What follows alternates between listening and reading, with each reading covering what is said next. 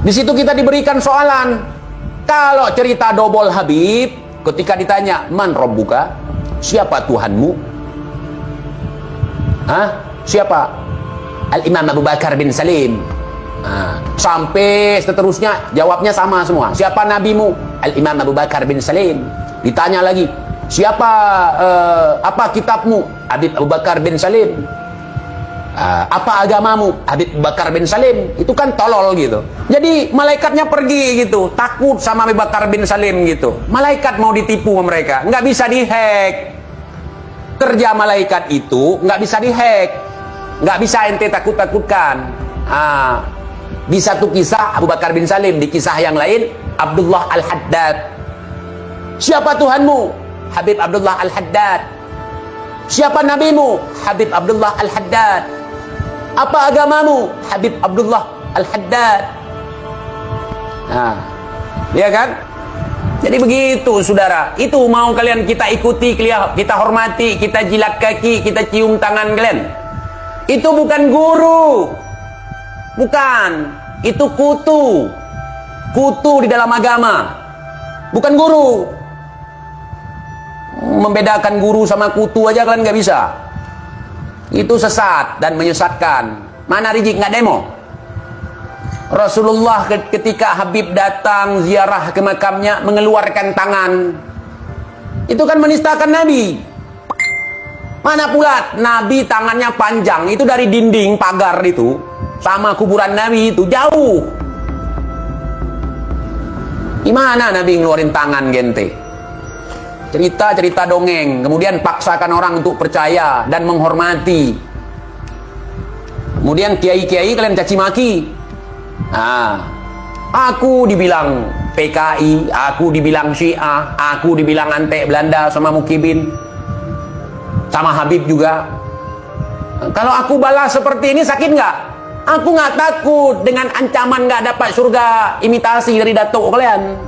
Aku nggak takut, nggak ngarap bisa melihat muka datuk kalian. Nggak perlu. Yang kuikuti ajaran Nabi Muhammad, yang kuikuti perintah daripada Allah. Selain daripada Al-Quran dan hadis itu bisa dikoreksi. Kalau di Aceh, di tempat kalian entahlah suka-suka kalian agama datuk. Gua nggak ikut ajaran bangsat seperti itu. Jangan ajak aku dan jangan salahkan aku. Kiai sudah mulai merapat ke Kiai Imad, preman mulai merapat ke Kiai Imad. Hanya preman-preman receh aja yang nggak mau, seperti Rizik, Bahar gitu. Mereka nggak sadar kalau mereka itu siapa. Bagi gua nggak ngaruh apa-apa, si Rizik sama si Bahar nggak ngaruh apa-apa. Masalah politik mereka nggak ngaruh, masalah ekonomi apalagi justru mereka yang bikin ricuh. Kemudian masalah agama nggak ada urusan sama mereka. Justru karena TIJ percaya. Makanya orang-orang yang suka begal nasab Nabi kita harus bahas. Itu bukan membongkar aib, tetapi membongkar kejahatan yang terstruktur dengan masif. Saudara, satu Kiai Imad aja, seorang Kiai pribumi yang pondoknya nggak jauh dari mereka, di Kresek, di Banten, saudara. Si Qurtubi ada di Banten, si Rizik ada di Petamburan, si Bahar ada di Bogor gitu. Katanya sih mereka bisa mengepung istana kalau mereka mau. Ya kalau mereka mau, sebenarnya bukan kalau mereka mau, kalau mereka bisa. Ya mereka nggak akan bisa, saudara. Oh pikir istana presiden itu seperti sarang penyamun itu Tajul Alawi, apa nih? Tuyul Ad-Dawiri punya si Bahar, bukan. Itu istana iblis.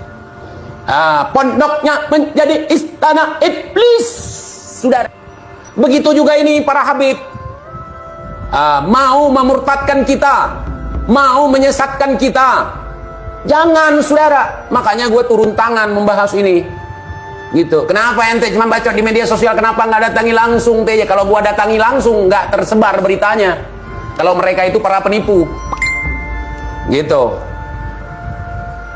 Membajak agama atau begal agama. Mereka alihkan perhatian umat kepada Allah, mengalihkan perhatian umat kepada Nabi Muhammad, kepada datuk mereka. Sayyidina Al-Faqih Muqaddam Al-Imam Ali As-Sakran Al-Imam Abi Bakar bin Salim. Gua berurusan dengan orang-orang seperti itu. Kalau seandainya mereka mengajarkan ajaran Islam sesuai dengan ahlu sunnah wal jamaah, gua nggak akan protes. Siapa gua berani memprotes itu? Seandainya mereka tersambung